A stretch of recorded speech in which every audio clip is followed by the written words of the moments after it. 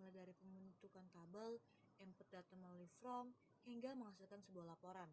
Pertama, kita masuk ke dalam aplikasi aksesnya, lalu kita klik proses laundry. Kemudian, langkah pertama dalam membangun sebuah sistem laundry adalah membuat database yang berisi beberapa tabel utama. Di sini saya punya 6 tabel yang akan digunakan. Yang pertama ada tabel pelanggan. Nah, tabel ini tuh berfungsi untuk menyimpan data pelanggan. Berikutnya ada tabel admin. Tabel ini tuh berfungsi untuk menyimpan data admin atau operator. Ketiga, di sini saya punya tabel layanan. Nah, tabel ini tuh berfungsi untuk menyimpan jenis layanan, harga per kilonya, serta estimasi kapan laundry itu selesai. Berikutnya di sini saya punya tabel registrasi. Nah, tabel ini tuh berfungsi untuk mencatat pendaftaran transaksi pelanggan. Berikutnya saya punya tabel detail pesanan. Tabel ini tuh berfungsi untuk mencatat item detail laundry. Berikutnya kita tidak lupa juga kita membuat tabel pembayaran. Nah, tabel ini tuh berfungsi untuk mencatat transaksi pembayaran. Nah, dengan struktur ini, data akan tersimpan rapi dan saling terhubung satu sama lain menggunakan relasi seperti ID pelanggan, ID layanan, ID registrasi, dan juga ID yang lain. Setelah kita membuat tabel, kita akan menggunakan from sebagai antarmuka input agar lebih mudah digunakan. Kita masuk ke from utama. Nah, di sini saya mempunyai beberapa from. Pertama ada from pelanggan. From pelanggan sendiri itu bertujuan untuk menyimpan dan mengelola data pelanggan. Fungsi yang pertama yaitu menambahkan pelanggan baru, mengedit data pelanggan yang sudah ada, menyediakan daftar pelanggan untuk dipilih saat melakukan registrasi, serta menjadi referensi utama agar pelanggan tidak perlu input ulang setiap transaksi. Berikutnya di sini saya punya from layanan.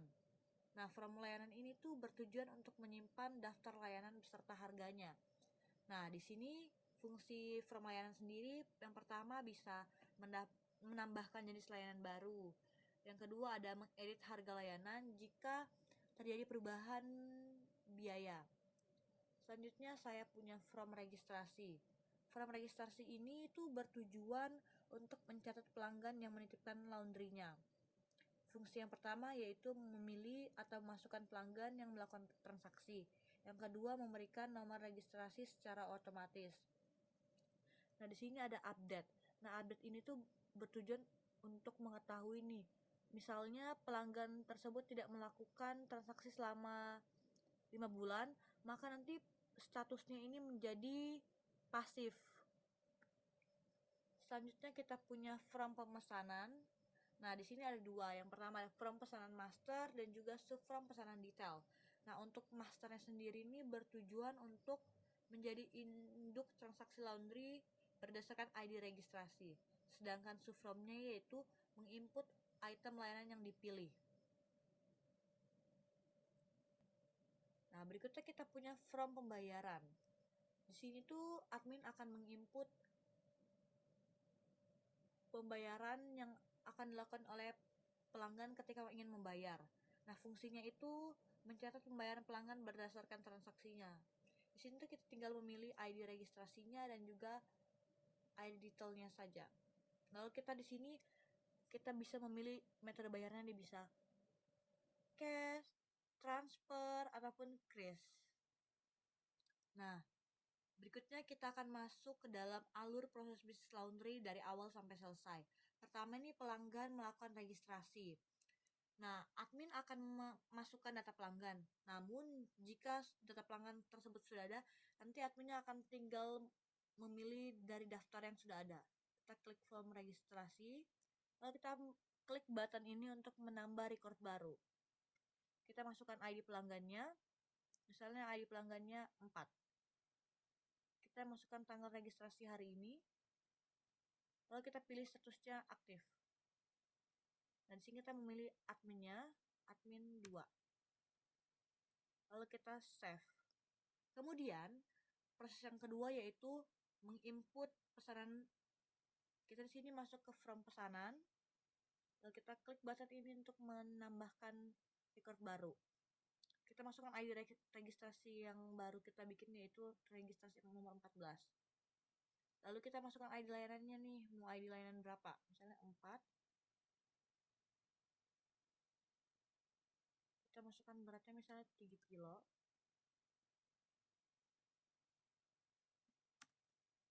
Nah, sini tuh akan otomatis menghitung subtotalnya. Lalu kita save,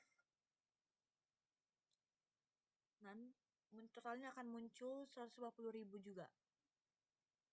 Kemudian, setelah pesanannya diproses, pelanggan datang untuk membayar. Kita masuk ke dalam form pembayaran. Kita klik ini untuk menambahkan rekening baru. Kita pilih ID registrasinya, yaitu registrasi 14 dan ID detail 33.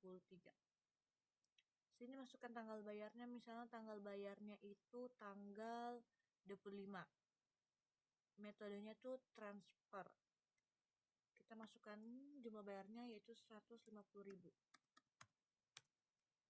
Tidak juga. Di sini kita masukkan ID adminnya, yaitu ID admin 2 dengan nama Lina Saputri.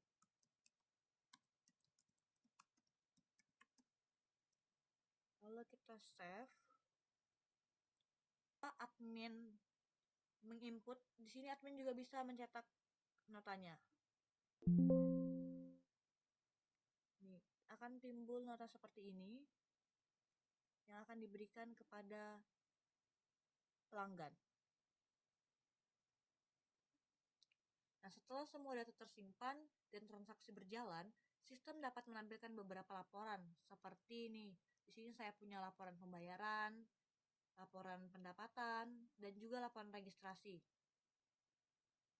Nah, laporan pembayaran sendiri itu bertujuan untuk menampilkan seluruh transaksi pembayaran yang sudah dilakukan pelanggan dalam periode tertentu. Berikutnya kita punya laporan registrasi. Laporan ini tuh bertujuan untuk mencatat seluruh pelanggan yang telah melakukan registrasi dan menitipkan laundrynya. Berikutnya kita punya laporan pendapatan. Nah, laporan pendapatan ini tuh digunakan untuk melihat total pendapatan laundry dalam 1 bulan dan sebagai dasar evaluasi keuangan. Nah, di sini saya akan memberi contoh cara memperlihatkan laporan bulanannya. Misalnya kita masukkan laporan bulanannya bulan 5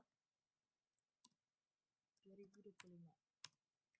Nah, di sini akan muncul total pendapatannya selama 1 periode, yaitu periode bulan 5, sebesar Rp48.000.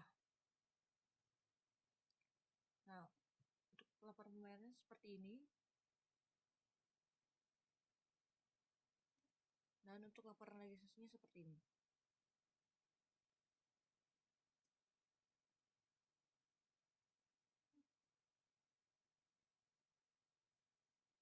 Nah, dengan adanya laporan-laporan ini, pemilik bisa memantau operasional dan melihat performa bisnisnya. Demikian penjelasan alur proses bisnis laundry berbasis sistem database. Semoga bermanfaat dan bisa menjadi panduan dalam pembuatan aplikasi laundry yang lebih profesional. Sekian dari saya akhiri. Terima kasih.